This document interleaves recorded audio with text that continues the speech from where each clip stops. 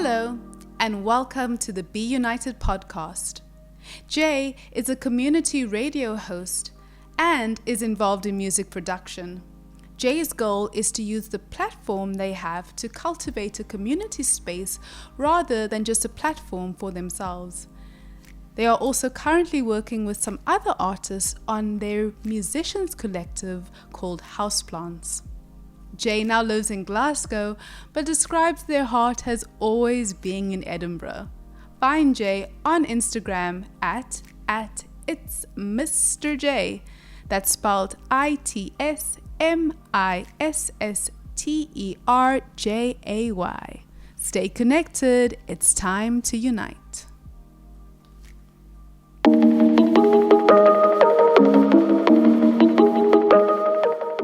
Jay, thank you so much for being on the podcast today.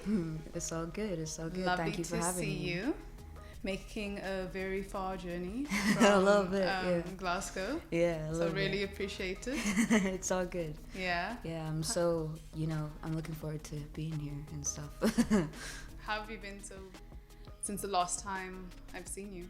Oh man, it's been a roller coaster, not only I've got like a bunch of personal stuff happening, but I don't know, just everything happening like in the media and stuff has just really got me feeling some type of way. It's it's heavy, all of the names that you see in the news and like, someone else who's died and you're like, oh no, who's it gonna be this time? You don't know like when the end is gonna happen. I don't know, especially like what happened yesterday with the 13-year-old boy, and like I don't know, it's just so much stress and it's really weighing heavy on me recently. Yeah. There's a lot of negative things happening in the media. It does actually weigh on you and affect you mentally. Yeah, especially if it's like all you see. Right. Like I really try and make a point when it comes to my platform on social media where I try and spread sort of like positive news and opinions and make sure it's not propaganda. And I try and make sure, either it's something that no one is talking about or something that is, positive, good news, because we already have so much like negative stuff. I don't need to be sharing the same type of stuff. Word. So it's, it's tough being out here, like just seeing all of this negative news all the time. Yeah, how do you disconnect from all of that? I don't think I do, because I don't know, it's I don't think that for me, I'm a personality that's more online than anything else, and right. A lot of the influence that I have is online, and the influence that I have is mostly on social media and stuff. So I don't think that I can. I mean, I should, and obviously I physically can, but me as a person, because I want to stay up to date with everything and I want to see, what's happening around the world, it's difficult for me to disconnect from all of the negative stuff only. I think if there was a filter for that kind of stuff, I would be not wised up to most things, because there's a lot of bad stuff that's happening that I think people do need to pay attention to. But obviously there are people like myself, other people of color, other queer people, whoever just kind of see this stuff and they think, they just think, oh, this could happen to me, sort of thing. That's all they see. But then when it's other people, they're like, oh, this is so sad, we've got to do something and do that, but they've got no personal connection to it, so it's much harder for people like us. Just because you're like you're stressed that it could happen to you or someone Totally. So it's heavy. I think we also become desensitized to these things when we constantly see it on the news. Yeah, I think that's really prevalent when you see people sharing the videos of like violence and stuff without any content warnings. I have made a very, very like big thing on my platform being like, please use content warnings. Like every so often someone will post something and I'll just pop up on their story and be like, can you please put a content warning on this, but like I don't know, it's Do you remember when the George Floyd video went like viral? I never watched it. I haven't seen the Rodney King one because I just think about what it might look like and I can't even bear it. Yeah. You know, like I don't know who could even watch those kinds of videos. And I understand that it's important that they exist, and it's sad that it's important that they exist, but I would never and could never bring myself to watch anything like that, you know, because it's just so brutal and it's so real. You know, it's to other people, they see it, and to people who will never be involved, who have that privilege, will just look at it and be like, this is horrible and this is so sad. But there's no personal connection. It's just, it's to them, it's like watching one of those serial killer documentaries, you know, where it's like they see what's happening, but they're like, oh, it's fine, it's never gonna happen to me, you know. But then for a very large group of people, it's really traumatizing to see this all over the internet. And I'm very, very sure that it's not doing anything good for that group's mental health, you know. It's very heavy. Because I always think about what George's mother must have felt, or oh my god, siblings or friends, you know, people that knew him and have seen the video. That's very traumatizing. I think I saw a thing that said Trayvon Martin's girlfriend or Trayvon Martin's kids was taught by George Floyd's girlfriend, you know. So it's just it just shows how close those relationships are, you know, and it shows how close everyone is in the community and how close it can happen to you, you know. And it's very often, you know, when someone is done wrong against by police or whoever, by any sort of anti-blackness or anti-person of color sort of idea, you'll know what someone else who it's happened to, and it will happen to most people who are in those groups. And anyone who's queer as well will have plenty of stories about how they've been you know, brutalized or victimized or, you know, targeted. Everyone who comes from any of those sort of marginalized groups has a story, and the communities are big enough that people will know each other, and the things that happen to each other, they'll be like, oh yeah, that happened to me too. And you know, it's very, very normal for that to happen, which again is super depressing for me.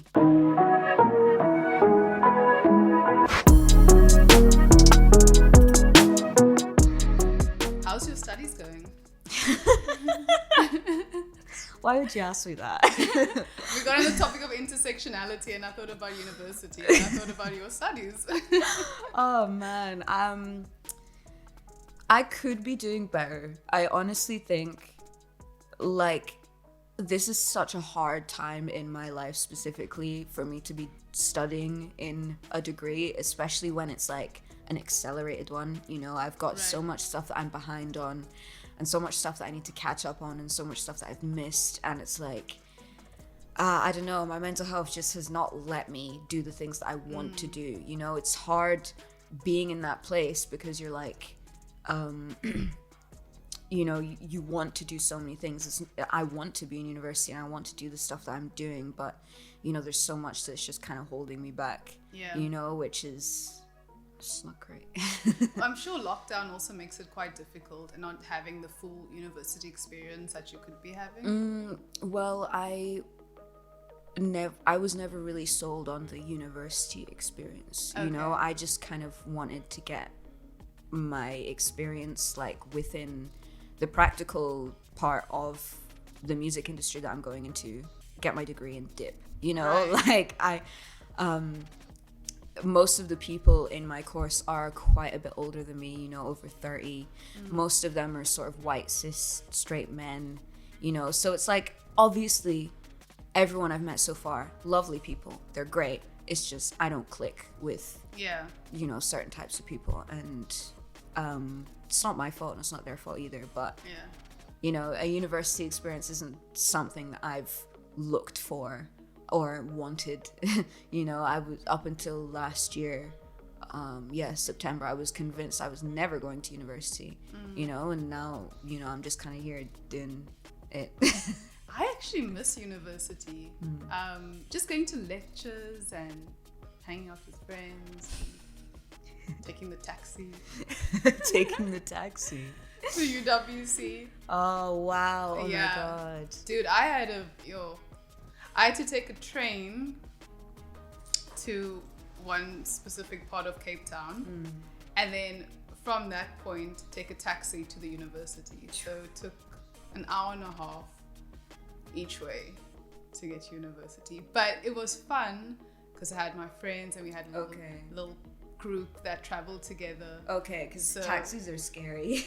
Taxis are so frightening. The Cape Town taxis are next level. They don't care. Like Gran Torino type vibes, you know? Literally, like, they will swerve. Or, like, the funniest thing is when they're, like, the door is open, the sliding door, and someone's just hanging out, like, yelling where they're going. Yeah. You know? You're like, bruh, please slow down. Yeah, seriously. I mean, there's been so many times where I have feared for my life. And they cram people into the taxis. They literally take a plank and put it in between two seats. Yeah. And they consider that a seat for a person. Bus.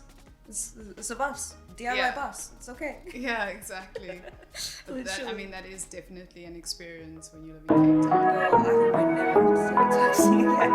And that's why having a car is such an important thing when you live in Cape Town, but it's such a privilege. It's also really dangerous as well. Like, especially if you've lived in Cape Town all your life, then it's fine. But like, my mom went with her boyfriend a little while ago and he was driving, but he's, you know, not from Cape Town. And there was just this car kind of pushing them off the road, you know, and like speeding up, you know, and obviously this is someone pushing them off the road to try and rob them. He was just like, oh, there's a red light, I'm gonna stop, you know, and she was like, don't stop, just run through that red light, I don't care what happens, run through that red light, make sure nothing happens. He was like, why? Because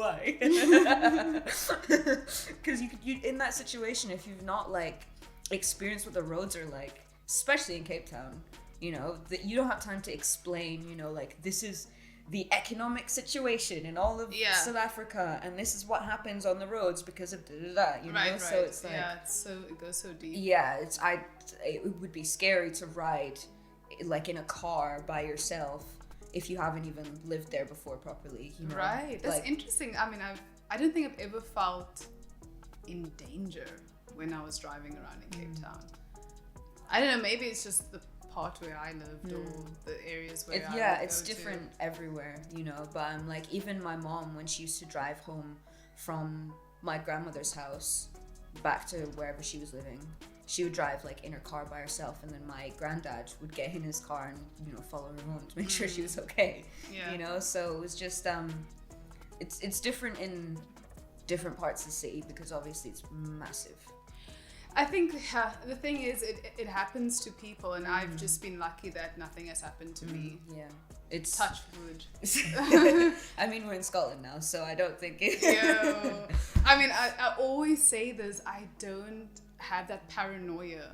I know. Now being in Edinburgh, and I was walking to the office this morning, and I thought, this is so trippy. Like, I live in Edinburgh, Scotland. Like, this is so crazy. You would have thought that I would end up in Scotland. There's like barely any danger here as well. Like once I dropped my bank card and I'd literally walked 10 minutes all the way down the road, and then I realized I dropped it, so I went back and it was still there. It was still there. If that was South Africa, someone would have stolen it out my pocket, you know, like someone would have stolen it out of me before I had a chance to drop it. Oh yeah. Like, do you know how many phones I went through living in Cape Town? I would go out with my friends a night out and my phone would be gone, and be like, okay, insurance, hey, you know, your phone. It would be the norm, you know. And being here is just, it's nice not having that sort of insecurity. Yeah, like when you walk around in South Africa, it's like a rule that you don't put your phone in your back pocket. No.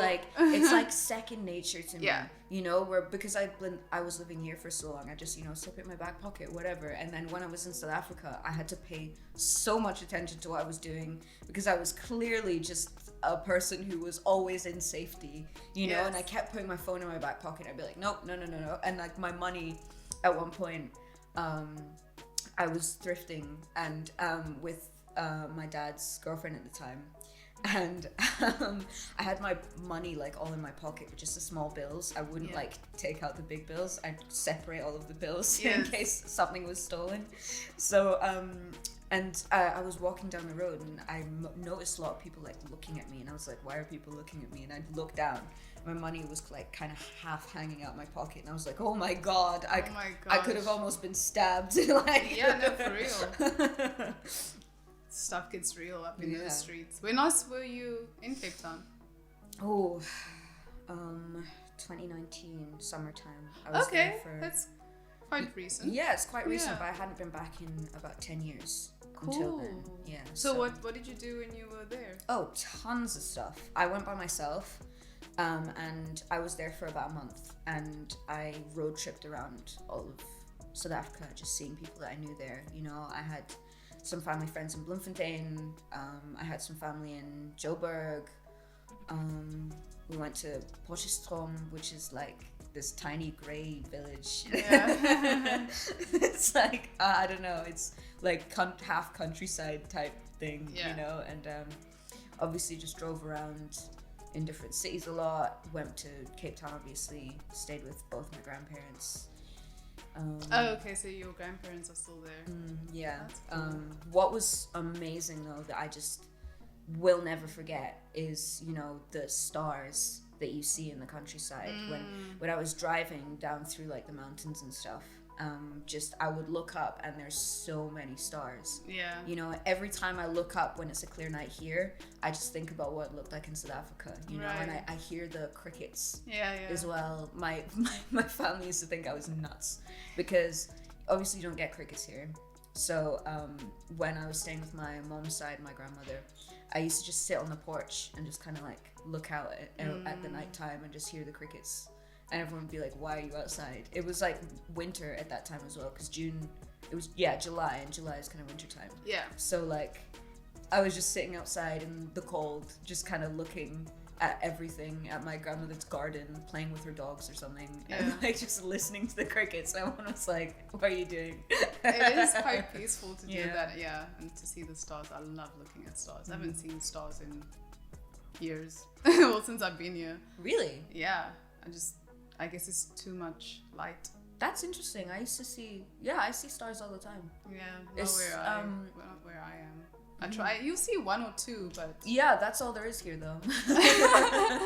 You know? I mean, not what I'm used to. Like, exactly. Back in Cape Town, where my mom lives, see so many of them. Literally, yeah. It's just so different to what you can see. There's so many back there. Yeah. And you can see like the little clusters and stuff. Yes. But here, you just see like stars. You know, it looks like someone covered like the sky with some colored film or something and poked holes in it. Yeah, exactly. You know, that's what it looks like. But like, it looks like equally spaced. Yeah, right. You know, exactly. It's quite weird. They are equally spaced. It looks like it was drawn or something. It's all very equal.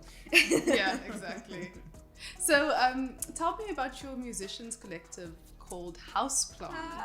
I'm so happy you asked. If you didn't, I was going to bring it on myself anyway. But I've never been so excited for a project, and I think it's because it's specifically a project where it's working together with other artists, you know. So me and my best friend Amy Muirhead, we wanted to do something that was, you know, together, and we always were like, oh, we should start a band, but like having a band just feels so permanent, you know. So we just had this idea, you know, what if we start producing stuff and just get other people to work with us, and they can work with us more if they want to, and they can leave after one song, you know, they can come in and out, but they will still be a part of the, you know, community. Right. So we just had this idea of making this musicians collective. It's been, you know, over a year in the making now. Oh wow. Okay. Yeah, we've been planning, and like we've got a bunch of stuff produced that we're working on, and it's been like we've planned a lot for this, and we've really want to, you know, get off the ground properly, just because I've realized that there's not a lot of platform or attention towards, you know, artists who are of the marginalized groups. Yeah. You know, you will see, you know, like, oh, look at this collective, and it's like a certain type of person, you know, but which isn't bad, you know. Yeah. It's just, I think something like this is really important right now, because I'd love to be able to show, you know, how many amazing artists there are within these marginalized groups. And I've made it intersectional on purpose, because there's so much talent just bursting from all of these groups that don't get enough attention because they're marginalized, you know. And that's not the reason we decided to start either, you know. We just kind of wanted to make music with a bunch of different people, and wanted to make a project or projects, we will see how it goes. We just wanted to do something that we worked with a lot of people, that we made a lot of fun music together, have lots of fun, you know. It's yeah, I'm super excited for it. We've got this sound that I'm so proud of. It's not something that I think I would have been able to do completely by myself. Yeah. But you know, me and Amy, we have very similar music tastes, but also very different. So when we come together to produce, we have this joke where apart we're kind of like bad producers, but together we become one really good producer. Yeah, So yeah, it's been really fun just kind of working stuff out, and, you know, getting in touch with people who want to work with us, and just collecting all of these ideas and stuff. It's been super exciting, and I can't wait to release this EP that we hope to come out at sort of this year. I don't know if it's going to be done by this year, but I really do hope it will be. Yeah. What resources do you need in order for this to work? What do you mean? Resources? In terms of studio space? Well, we just have our own sort of ghetto-ass home studios. Okay. And I have a microphone of my own that I use just for vocals and radio stuff. And, you know, we have our own DAWs.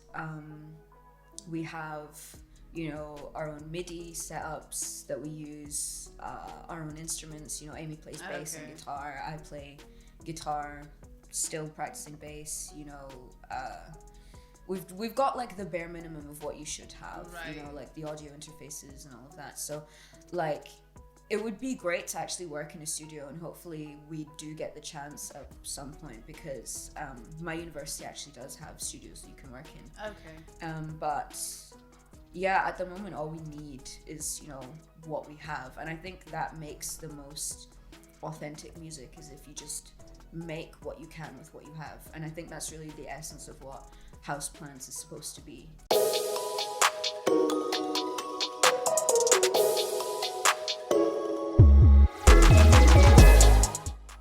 You know, not really having roots somewhere, not really having a community of my own, you know. So obviously now, me living in Edinburgh so long and people know me now, like, I do have roots, I do have a community now. But I think there are lots of people who are kind of just in their cities or in their environments or in their neighborhoods who don't really have those kind of communities. And I think it's really important for people who have platforms to create communities. And I think anyone who does have a big platform does create a community. Yeah. You know, you'll see big Instagram influencers will have all of these fan pages, you know, and all of these fan pages will become friends because they're fans of this person, you know. It will create a community. That's so true. So I just think, why not consciously do it? You Yeah. know, I think, I don't know, I've just always wanted to, if I ever had any traction or any sort of voice that people listen to, I always wanted to just be like, look at this, you know, that has nothing to do with me, but like, look at how amazing this is, look at how cool this is, you know. I just think everyone deserves attention when they're amazing. Yeah, totally. Because you had an opportunity to perform from a Scottish artist. Yeah. Nova. Yeah. What's her name? That's Nova Scotia The Truth. Yes. Yeah, the DJ. Is she's a rapper? Yeah, she's a rapper and a DJ. Yeah, she raps raps she's a more DJ now. too. Yeah, so DJ, you get DJ Nova Scotia The Truth, and then you get Nova, which is what she goes as for her. Okay. Yeah, I'm pretty sure. Yeah, Shida is amazing. Like, I can't believe she like took to me so quickly, you know. we met at a Pan-African event last year, very long time ago, February. And there was like an open mic that me and my friends were just kind of playing around with, and I wasn't really writing too much music at the time. I had released, I think, one song on SoundCloud at the time, and it was just a fun project, you know, and I had written, you know, lyrics for another song, but not really produced it yet, and I just, you know, went with it on the open mic, just a cappella. I just did that thing. I forgot the hook in the middle. I was a bit jokey about it, you know, but like she came up afterwards and she was like, oh, did you write that yourself? Did you write that yourself? And she asked for my Instagram, and like literally the rest is history. She's like, I would call her a friend. You know, we talk on Instagram a lot, and like I make sure, you know, I'm like, look at what Nova's doing because she's amazing, and she, you know, also shares stuff that I'm doing as well. She's so totally dope, and I can't believe, you know, she totally deserves everything that she's gotten so far, you know, with the Say Award and everything. Like, right. I didn't really know who she was until you mentioned her, and I saw a video of her on BBC iPlayer, and she did one of the songs. I was like, she's dope. Literally, I saw her like almost right after we met. She invited me on EHFM for the International Women's Day thing at the time, and she was doing her own show for it, and she invited me and another girl on for the show, and she did a live sort of take of her album, and I just saw her doing all of it, and it was the coolest thing ever. She has so much swag, and like she just has this energy about her that's just totally like, it's not like condescending above everyone, but she just has a higher, you know, she just holds herself like she knows what she's doing, and she walks in the room and you're like, you feel she's there, you know, you don't even have to see it, you just know she's there, you know. She has this sort of like electric, I don't know, it's super cool just being around her, you know. And she's based in Edinburgh? I'm pretty sure. I know she was in the Glasgow scene for a bit. Okay. But I'm pretty sure she's Edinburgh based. Yeah, she lives in Edinburgh now, at least as far as I know. Yeah. So I know you're pretty new to Glasgow, but do you know if the music scene there is a bit better than in Edinburgh? There's more opportunity in Glasgow, definitely, because not only is there more, you know, gig space, there's way more, you know, pubs and venues and stuff that you can play at, but also there's just a lot more people there in general, so there is quite a bit more of a music community there, just because there's a lot of people doing it, you know. And most people who do, you know, get into music in Scotland usually just go to Glasgow, you know. It's kind of like how people used to go to London when they wanted to do music. They just kind of go to Glasgow now because it's getting a little bit bigger and a bit more popular, especially in like hip hop and rap and stuff, and like indie music as well.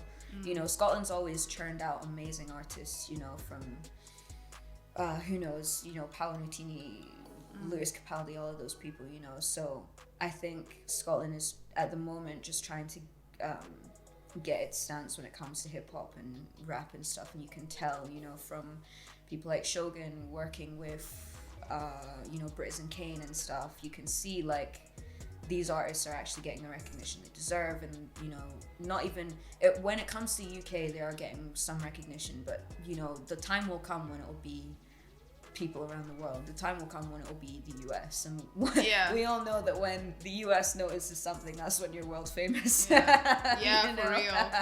That is the mark. Yeah, exactly. The US is... If celebrities in the US are recognizing you, then exactly, you've made it. Yeah. I think one of such an amazing Glasgow rapper, Physics, he was retweeted, I think, because he did a comeback after he was gone, didn't do anything for about 2 years, I think, and he did a comeback and he released this song in a video, and I think he was retweeted by T-Pain, and it was like, he deserved that recognition, you know. Like T-Pain was like, check this guy out, this is the hardest guy, you know. It was so dope to see someone from Scotland getting that kind of recognition, because he deserved it. I love Physics, he's so cool, and his rap, his flow is like so tight, you know. I have so much respect for people who rap or sing in the Scottish accent.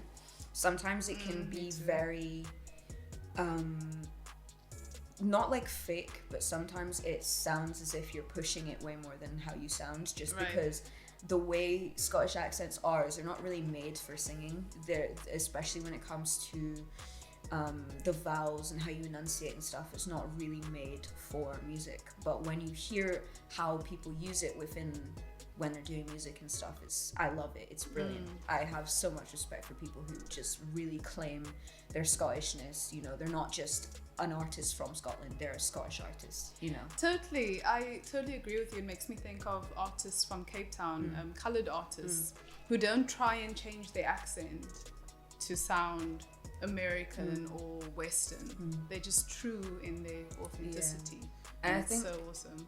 They are getting a little bit more sort of recognition from places like the US now. You know, I saw, I cannot remember for the life of me what artist it was, but I saw there was a coloured artist that got a documentary on Netflix.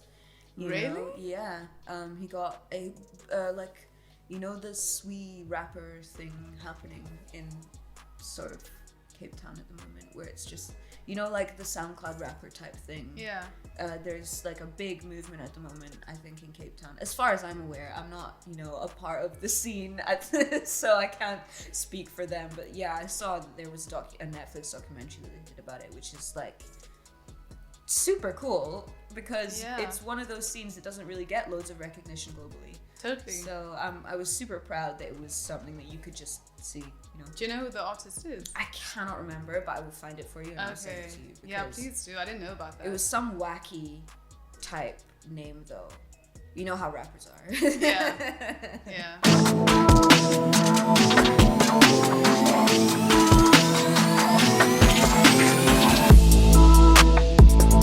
I really like your sense of style, by the way. Oh, thank you. Totally off topic, but whenever I see you, you always just look so cool. Well, thank you. I joked about it last time saying this because I have no personality, but like I don't understand what you mean by that though. It's just a joke because I don't, especially at the moment, I don't really know what I like or I don't want to be that person who's like, I'm trying to find myself and like right. I don't know who I am, but like literally I don't understand why I like the things I like. Okay.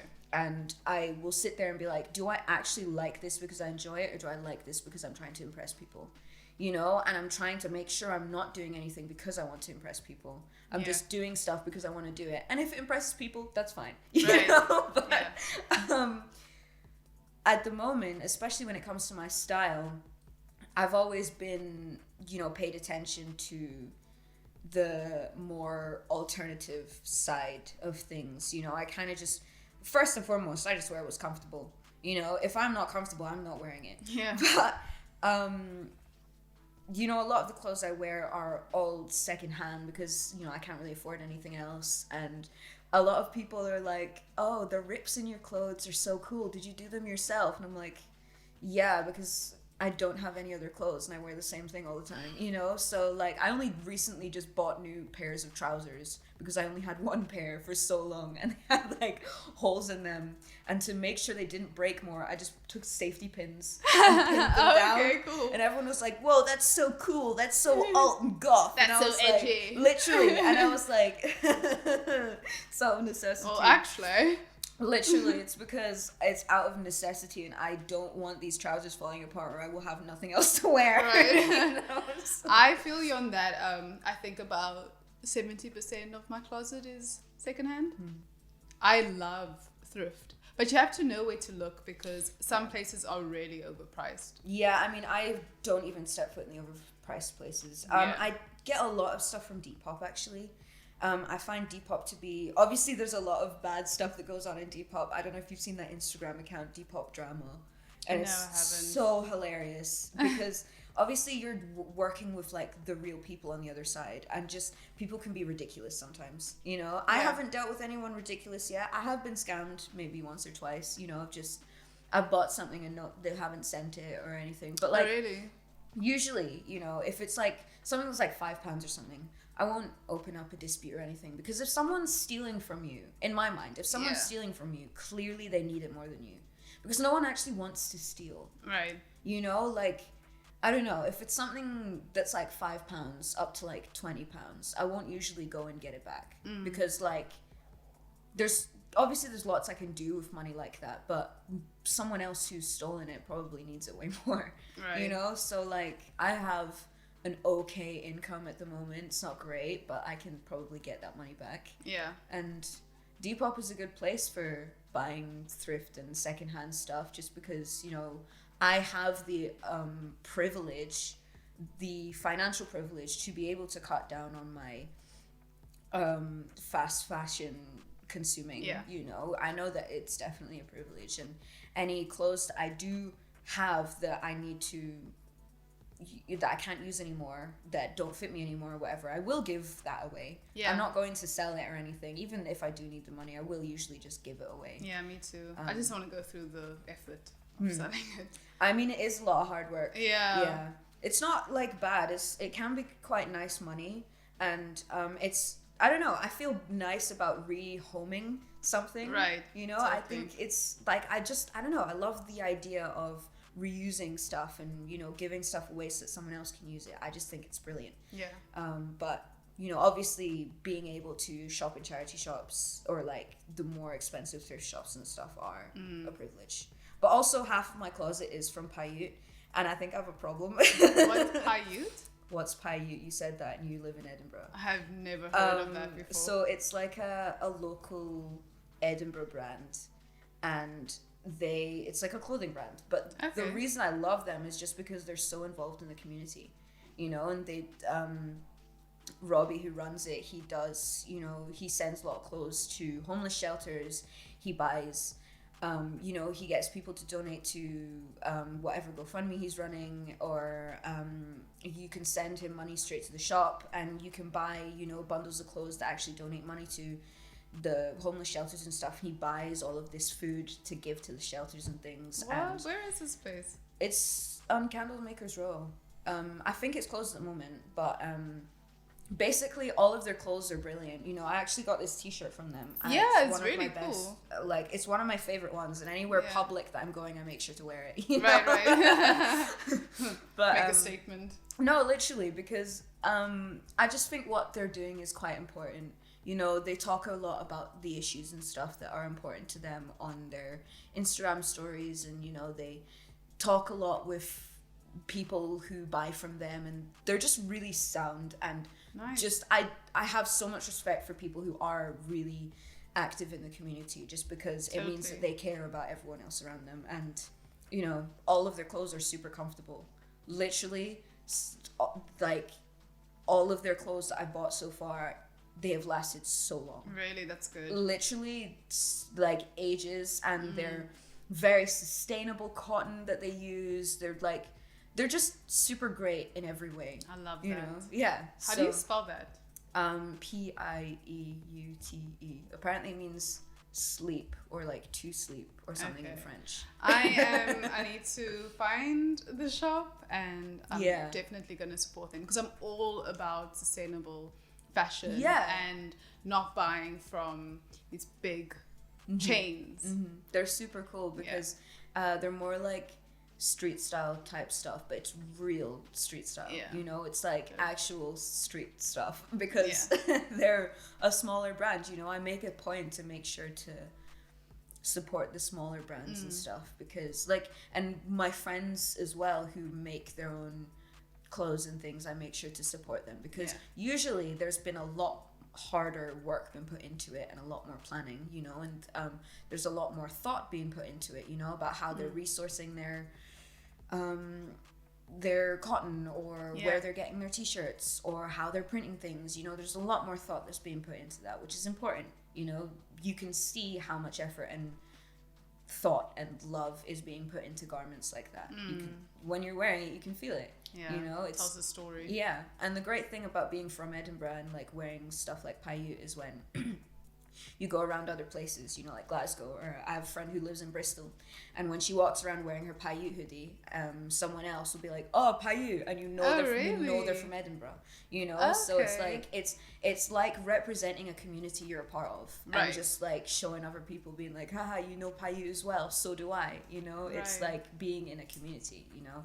It's much bigger within like the skate community, but they're not they're not really a skate brand, you know. A lot of people are like, "Oh, Paiute's a skate brand," but not really. They're so involved in so many parts, so many different parts of different communities and their own community, that they're just very community based. Like almost like an intersectional community type thing, you know. They work with a lot of different types of people, which is so cool. Yeah, I've heard of Depop, it's called. But I shop on Vinted. Don't know if you've heard of Vinted. I have. Before. Yeah, it's really cool. I saw like adverts and stuff for it, and I just thought it was kind of like B-Tech Depop, you know. You need to just take time to search for items, because sometimes people are just trying to sell things at a higher price to make money, but other times you find some really good items. Yeah. So the Depop is like that as well, but I think it's just a lot more stuff. Like you have, I don't know if you've seen on Etsy where you have like artists, like jewelry artists, or people who make their own clothes, or people who sell their art, or you know, whoever. There are people who actually make the stuff that they're selling on Depop, for example. So it's not just thrifting. So you see a lot of people making their own stuff, you know, which I think is super cool. It just means that there's a platform that's almost like a social media, because you can like stuff and you can comment and you can message them and you can save stuff. So it's almost like a social media as well, but you can buy off it. So I think it's a really good sort of environment for creators and small business owners and stuff, you know. People who make their own makeup and stuff on there, and lip glosses I've seen, obviously like earrings and jewelry and rings. So many cool stuff that you can see on there that's made by the specific person. And usually when they're sending you stuff, they send a little note with you, and they'll send maybe like a little gift. Sometimes you get sweets. One time I got Lego cards, which is just really, I don't know, it was really random and funny for me. But sometimes they'll send like a little something as well. Oh, cool. Yeah, I'll definitely look that up. Paiute and Depop. You're schooling me today. It's just because I'm a youth. That's all it is. This is the culture I'm in all the time, you know. Yeah, that's good. It's really good to talk to you today. Yeah, I'm so happy to have been here. It's been so great. It's been amazing. Can't wait to see what Houseplant is coming up with. You won't even believe what's coming up. I'm so excited for everything that's happening. I literally, like, I just want to tell everyone what's happening all the time, but I can't. Yeah. It needs right, to be, I know. Isn't that the worst when you really want to share, but you know you can't? It's just like, I just want to send stuff to people all the time. Be like, listen to this, listen to what we're doing. But like, I can't do that. Yeah, exactly. We just have to wait for it. Exactly. And where can people find you on the socials? Well, I'm on Instagram and Twitter at It's Mr. J. That's ITSMISSTERJAY. I'm also on SoundCloud and Spotify, just as Jada, Jayda. And Houseplants also has an Instagram, Houseplants, HOOSEPLANTS. Okay. And we're also on Bandcamp and SoundCloud as well, just as Houseplants. The song we released recently is called Colder. So it's up on SoundCloud as well, but if you want to sort of like download it and listen to it offline, we've got it as pay as much as you can or pay what you can on Bandcamp. Okay, cool. At the moment, yeah, so that should be... See, I don't know about all these things. I need to like spend the day with you, and you need to tell me about all these platforms. I didn't know about Bandcamp either for ages, because it's more to like focus towards other music creators. You know, Bandcamp is usually the place for like other DJs and stuff, and like anyone who makes music. So anyone who makes music knows what Bandcamp is. Oh, really. I see. It's not really like a big streaming platform. Yeah, gotcha. It's just they have this thing called Bandcamp Fridays, where whatever you buy on Bandcamp, it goes 100% to the artist. So and they're more, you know, the interface is more for the artists when it comes to that, so it's quite good. Yeah. Okay, cool. And you don't do TikTok? No. You're not a TikToker? No. Are you on TikTok? No, I'm not. I downloaded it once and I just had no idea what I was doing. Yeah, see, I like tend to just scroll through it, but like, I don't know, all I get is like transphobic stuff and like all this racist stuff. And, yeah, like, right? Literally, I'll say one thing and I'll get shadow banned. Like, it's so weird. Yeah. If you share other things, you don't get shadow banned. But if, like, I remember on Instagram I got shadow banned at one point because I'd actually written my own thoughts and opinions about, you know, like being a person of color and like the whole thing about and I got shadow banned for it. You know, like, obviously there wasn't a thing where it's like, you are shadow banned because of this, but like I did that and then I got shadow banned, so it was like, you know, it was pretty obvious that being a person of color, if you say anything about your opinion, Instagram or like whatever social media, is just going to be like, haha, this goes against our community guidelines. You know. What do you mean by shadow banned? Shadow banned is basically when they change the algorithm to your page when you do something that whatever social media doesn't like, they will do something to the algorithm to make sure that what you make gets seen way less. You know, so you very often you'll get black creators on TikTok, for example, who will get, you know, millions of views and likes and stuff. But then when they're shadow banned, they'll get like 10 likes in like an hour, you know, sort of thing. So it's very bad for creators online when they get shadow banned, just because the algorithm that works on lots of social media now is not in chronological order anymore. It's just on popularity kind of at the moment. You know, that's why it's so important when you're trying to support someone online that you like and comment and share and save whatever they post, because that's what's important to the algorithm, you know. So I see. Yeah, it's really how do you know if you're shadow banned?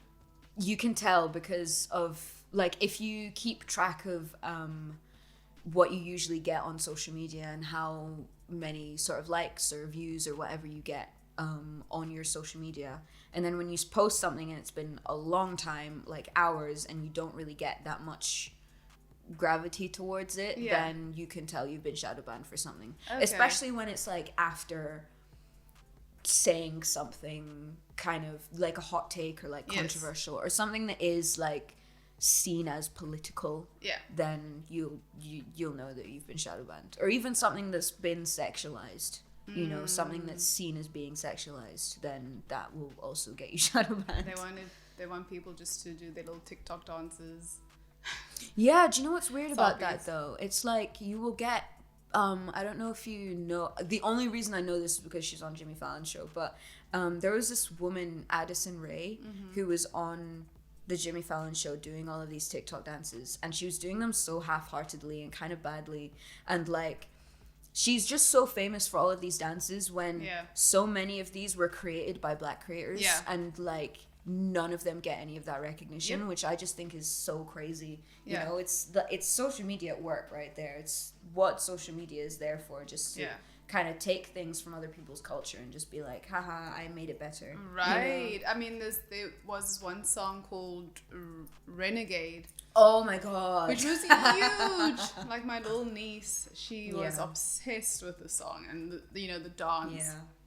And I think the girl who became famous from the dance is Charlie D'Amelio, something along this lines. Something like that, And the dance is actually created by a black girl. Which doesn't make sense, because why wouldn't the person who created it get famous for it? And there's so many people as well who just get famous or like get a lot of sponsors or whatever and get a lot of follows and likes and views and stuff just for being attractive, like Eurocentric attractive people. Yes, exactly. I don't see many people, there are a few, but I don't see as many people who are people of color who are famous just for being pretty. Right. You know, like there are way more people who are just famous for being attractive who are like white people, you know, and that's so many. Yeah, and it's very troubling for me Yeah. because it just means, you know, like I get it, model, you know, a model is a real job, but like Instagram influencer, I don't have anything against that job. It's just only for a specific type of person. If it was a job anyone could do, that would be fine. But it's not a job anyone can do. It's a job that you require certain things and you have to be born with, and you have to have, you know, a certain level of income. You have to be pretty rich to be an influencer in the first place. Yeah. You know, you won't see anyone from a working class background being an Instagram influencer. You know? Yeah, exactly. So yeah, most of the, you know, influencers that you see these days are already celebrities, you know. Exactly. Like Kylie Jenner has a friend, Stacy, and she has millions of followers just for being pretty or being perceived as hot or whatever else. And it's like, I know so many just genuinely really attractive people as well who don't get the same like hype as that. But it's because of the Eurocentric sort of idea of beauty, like, oh yeah, this is what's attractive, and you know, this is what's gonna sell stuff, you know. Which is like, okay, fine, you know, I get that this is how it works. Use whatever ideas have in society to sell stuff. I get it, you're just trying to live too, but like, you could do something about it. Yeah. You know, you could. I have a friend who has, I think, over 6K on her account, which is not bad for someone my age, you know. And she's sort of like reaching influencer type area, you know, where she is known for being attractive on TikTok and stuff, and she's known on Instagram for being attractive, but she talks a lot about body image, and she makes sure to not only post stuff where she looks good, but to post stuff where she is not feeling great, or like when she does not feel beautiful herself, and she posts, you know, things about the body parts that she hates. She'll post pictures about that, and she'll, you know, talk very openly about her body image and how she's grown up thinking about that. And just, I feel like the way Rhiannon's gone about it is way better than what other people will do. They will get this platform and then they won't use it properly. They'll just think, you know, I've got this platform and I'm going to post this black square for Black Lives Matter because that's what I'm supposed to do. But they won't actually have any substance and use their platform to actually say something that's important to them, you know. Exactly. Well, they just use it as a platform to make money, advertise. Like themselves. They'll use it to make money for themselves, you know. Right, exactly. And it's like, I get it. It's because social media is so unregulated, where it's like, it's your platform, use it for what you want, but like, if you're being responsible, you should use it for everyone else, you know. Exactly. There's so many people with big platforms that aren't doing anything with it. It's quite infuriating. It's awful. And like, I don't know, even people with little platforms as well, like you'll see someone with like 100 followers and they'll be like, I don't share that kind of stuff because no one would see it. But like, the way I think about it, right, is if you had your follower count in one room, that would be a lot of people. Yeah, exactly. Like 100 people in one room, that is a hell of a lot of people. Exactly. So if you're standing there trying to like say something, they're most likely going to listen to you. Yeah. You know, and if they don't, then that's their fault, but at least you said something in the first place. Yeah, exactly. You know, so like, it's just people being like, oh, people won't listen to me, but people aren't listening to you because you're not saying anything. You know, that people, a good friend of mine, Amira, she is an activist online as well, and she will, you know, speak a lot and spread so much information, so much really good information that I wouldn't have ever thought to look into. You know, and she talks a lot about a whole bunch of different issues, and the reason she is so popular online is because of her stories and what she says, and the fact that she has all of these opinions that she says, and you know, that's how people get noticed, is people want to see your opinions, you know. And if you're sitting there the whole time being like, no one will listen to me, and you don't post anything, no one's gonna listen to you because you're not saying anything. You know, you have to say something for someone to listen. You know? So totally, even if you have a small platform, even if you have 50 people who follow you, 3 people literally, I mean, it really just takes one person. Exactly. It takes the right person as well. You know, so like, take Nova for example. Like, I literally just met her on a fluke. You know, Yeah. like it takes, and now I'm here doing what I do, you know? Yeah. Like it doesn't matter what you say online or in real life or wherever, it just takes the right person. So you have to be honest with everything you say, true with whatever you're trying to be all the time. Because if someone is like you and someone wants to support you, they'll take notice of that. Yeah. You know? For real. Preaching the good word, Jay. Word. Thank you so much for coming on the show It's today. been a pleasure. It's weird being interviewed instead of the interviewer. Yeah. Did it feel good? I'm not used to it. Yeah. But you've been a great interviewee. Thank you. You've been a brilliant interviewer yourself. Why, thank you, darling. Thank you for listening to the Be United podcast. Find us on Instagram at BeUnitedWorld, and you can follow me, Inga Dale, at Spoken by Inga on Instagram. Be inspired, be connected, be united.